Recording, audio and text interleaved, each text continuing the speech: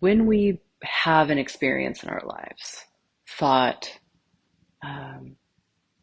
conversation, interactions, any kind of experience that we have, the first thing that happens is that we notice unpleasantness, pleasantness, or it's neutral.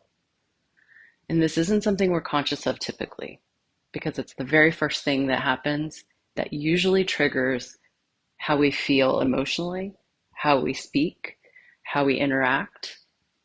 But it's the first thing that we often don't notice. Pleasant, unpleasant, neutral. Unpleasant is pretty obvious, right? Somebody says something and bam, we get our, backs up. We don't like what they said, or we feel attacked in some way, or there's some sense of danger in it. What's really happening within us when we're experiencing that unpleasantness is that often what we're feeling is resistance, right? Aversion. That's kind of the next step. We don't like it, so we're putting some distance there. We're trying to deny that it's happening. We're resisting that it's happening. And again, this is often something we don't notice we do. So when we have an experience that triggers us in some way, right? That's the word of the day that we're using to describe this sort of experience. When we have something that triggers us, and then we fall automatically into that habitual reaction that leads us down whatever road, we can begin to notice, instead of saying, oh, that person made me feel this way, we can start to say, oh, I noticed that when this person said this, I didn't like that, right? So all we're doing is we're detaching our identity from the experience and saying,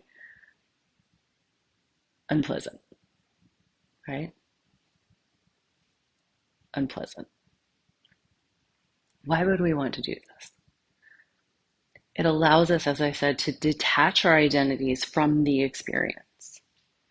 And when our identity is all wrapped up in experience, we often cannot see the reality of the experience objectively.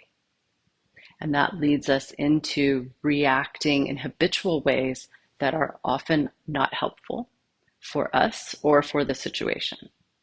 It takes away our ability to choose, right? No choice. So do we have real free will if we're just caught up in a cycle of habitual reactivity? No, I would say not. So when we're practicing mindfulness on the cushion in a formal way, we are strengthening our ability to listen to our inner experience so that we can begin to notice these things when we're going out into the world, when we're in our relationships, when we're at work, when we're, thinking about this thing that happened to us that we feel, slighted by. Now, I'm not saying in any way that we should just become doormats and, it's unpleasant, there's nothing I can do about it. That's not at all what I'm saying. Because it's important to be discerning, right, in how we react to something.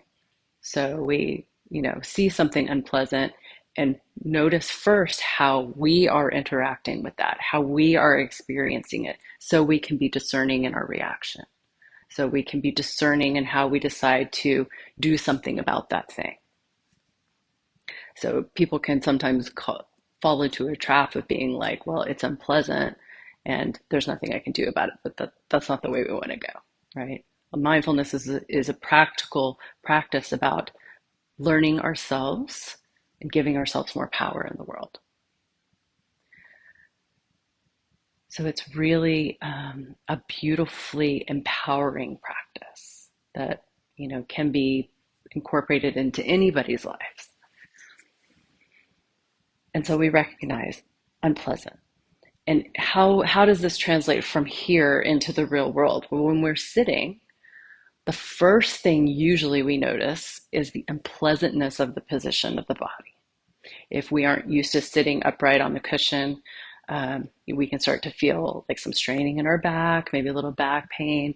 We can start to notice the, you know, where our legs come together, start to notice a little numbness, maybe tingling in the feet. These are the first sort of messages, the first sort of learnings, practices that we get to work with when we're sitting formally. How do I respond when my body starts to feel unpleasant? I'm perfectly safe, and safety is key first, right? We're perfectly safe. How do I react when I start to feel uncomfortable in my body through these sensations? Often we'll notice an automatic shifting, right? We don't even realize we're doing it. We don't want to, we're like, our body's uncomfortable, so we move, right?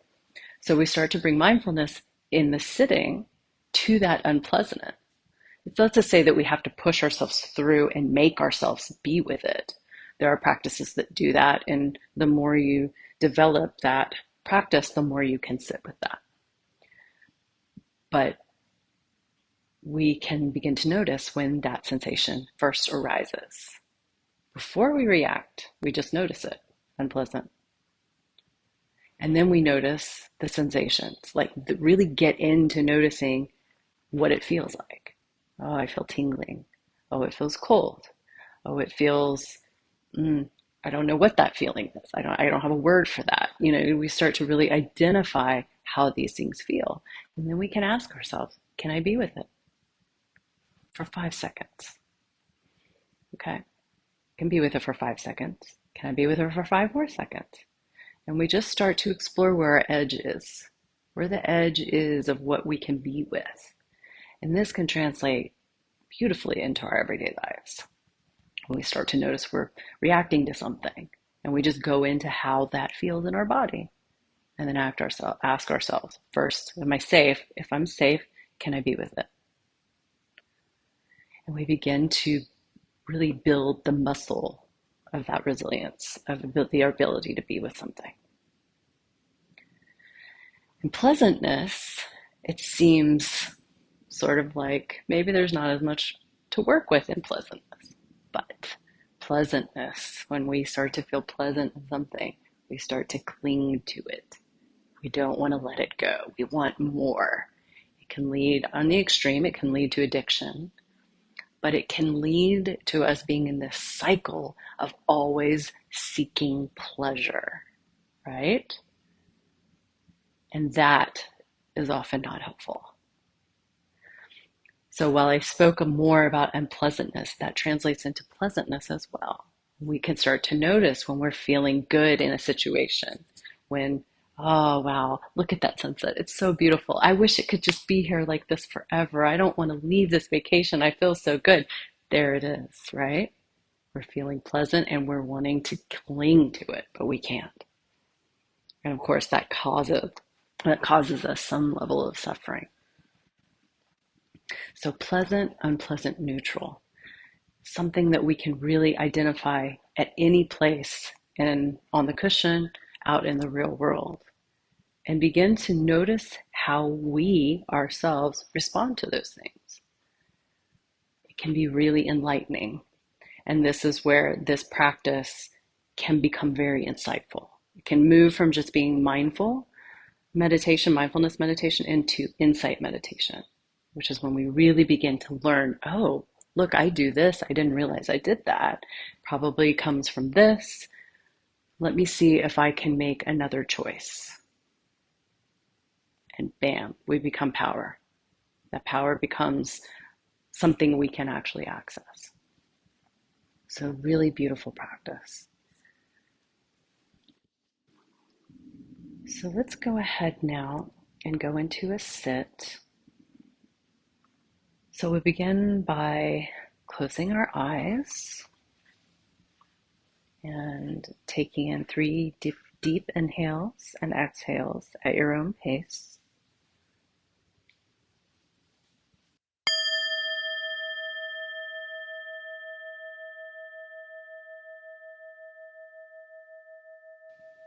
And just allow your breath to be natural.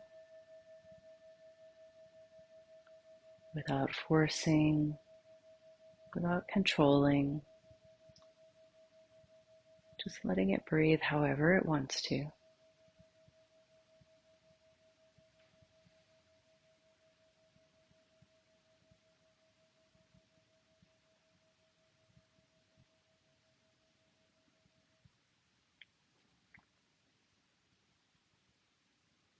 And begin to notice the rise and fall of your chest as you breathe. How it opens and moves outward as you take in a breath, and how it contracts and becomes smaller as you exhale, just noticing, not forcing it. Notice the rhythm.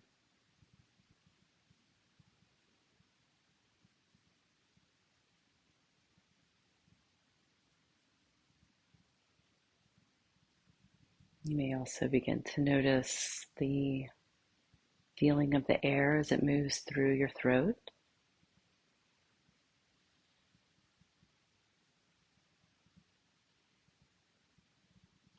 Or perhaps the feeling of the air as it enters or exits your nose.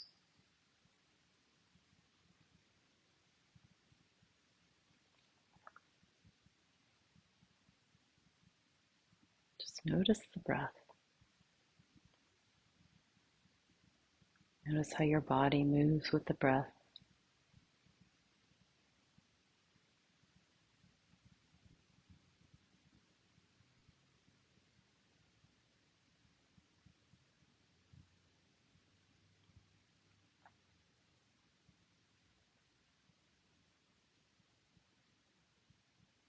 Notice if you have any commentary arise in your mind as you're bringing your awareness to the breath.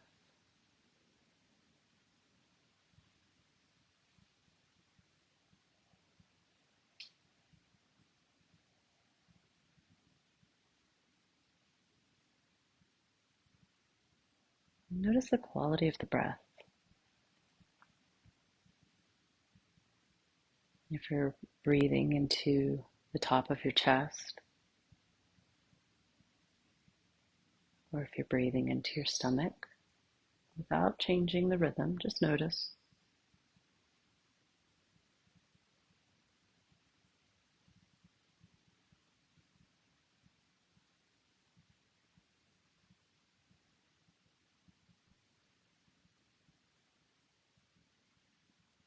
And begin to notice if it feels shallow, or if it feels expansive.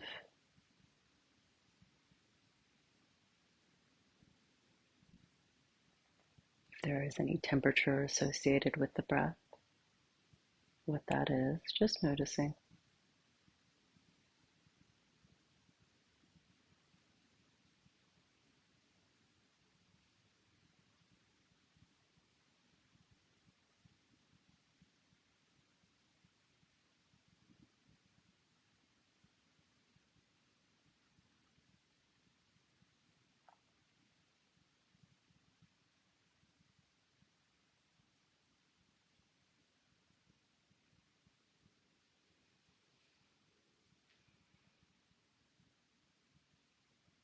Use the breath as the main anchor of awareness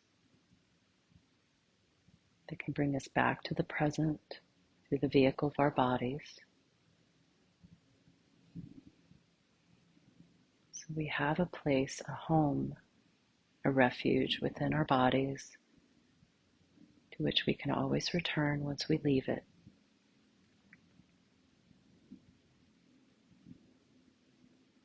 Just noticing the breath without judgment, without agenda or expectation. Just noticing.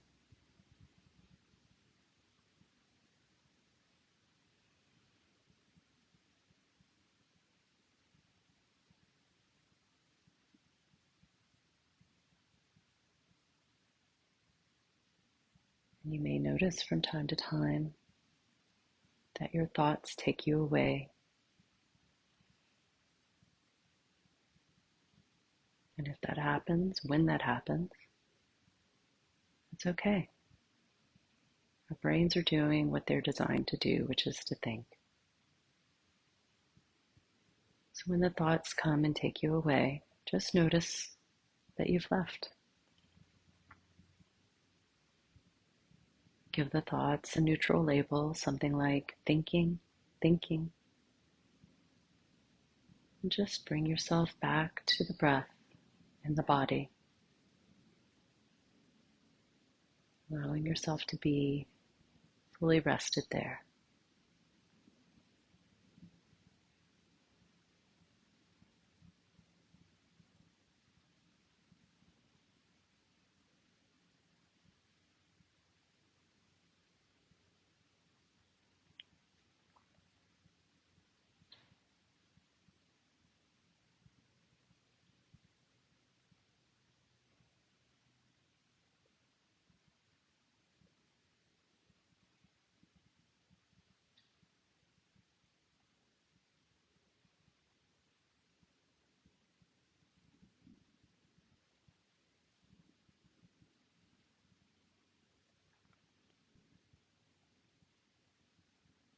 Now, as we continue to sit, we may begin to notice sensations in the body making themselves known.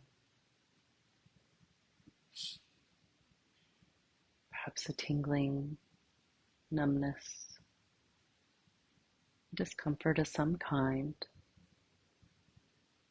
And if that happens, just notice it's there and label it pleasant, unpleasant, neutral, whatever it is. And then gently, without judgment, bring yourself back to the breath in your body.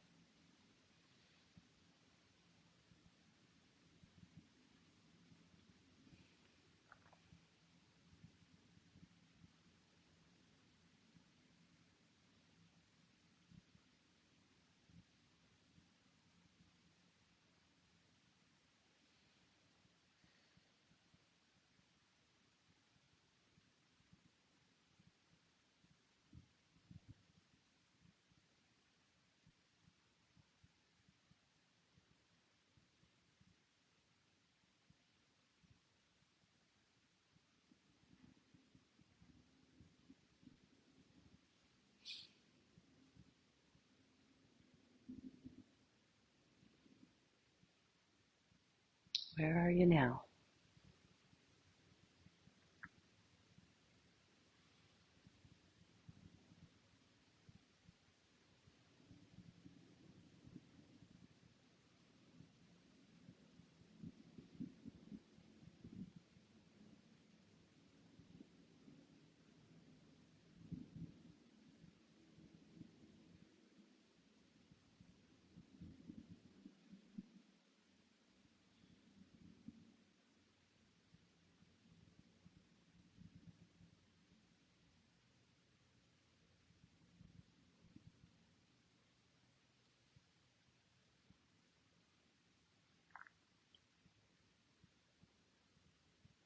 Where are you now?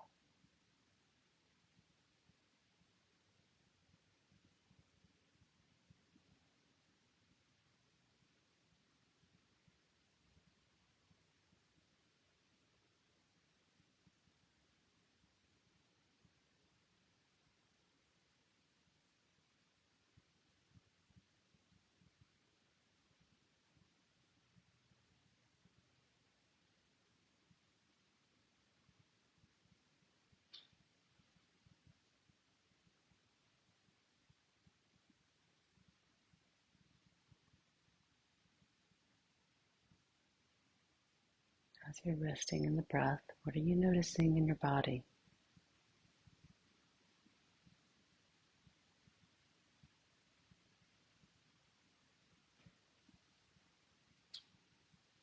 Allowing it to be known to you on an intuitive level without engaging the analytical mind,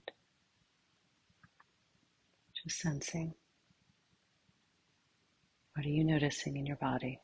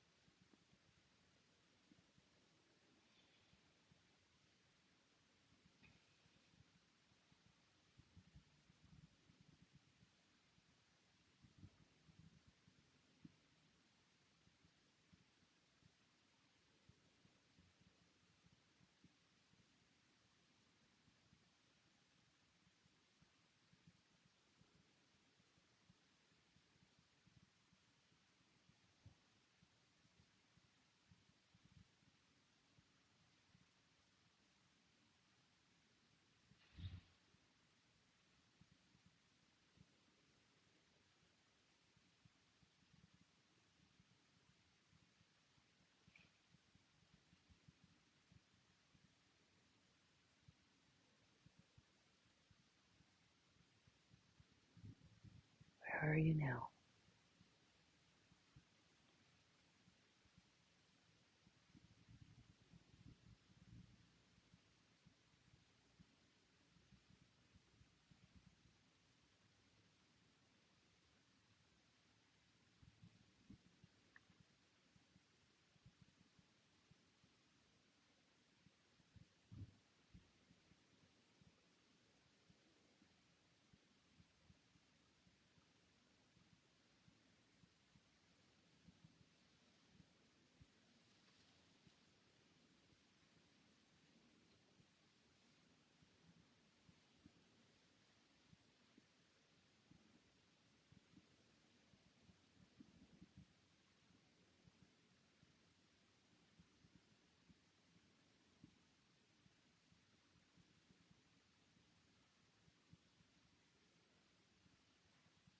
Noticing the sensations in your body, pleasant, unpleasant, neutral. Just noticing.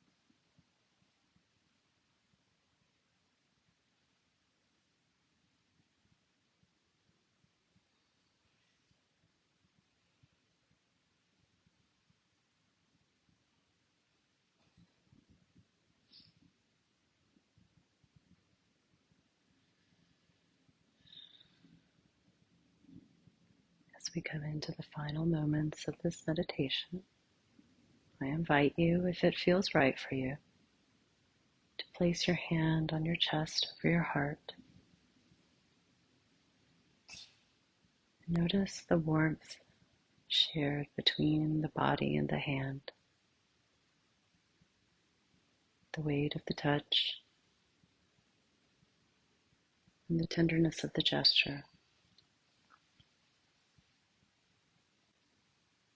With this, extend yourself gratitude. Gratitude for making time in your day to prioritize yourself.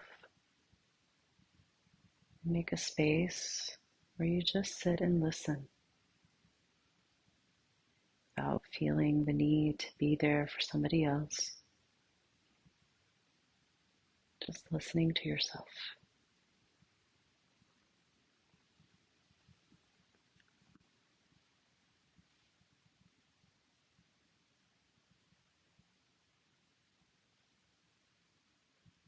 Close out this meditation with this poem called The River. Pay attention to what opens and closes you, to what grows you hard and melts you soft. These are the maps you've been looking for. Maps made of water, rock, breath, fire.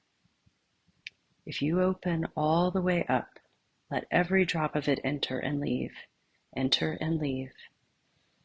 You will find yourself floating in a pool of sunshine, like that time you held on to nothing and the river caught you in her quiet arms, and for once the trying stopped. This is what happens when you let it all enter and leave. The river catches you in her quiet arms, and finally, you float.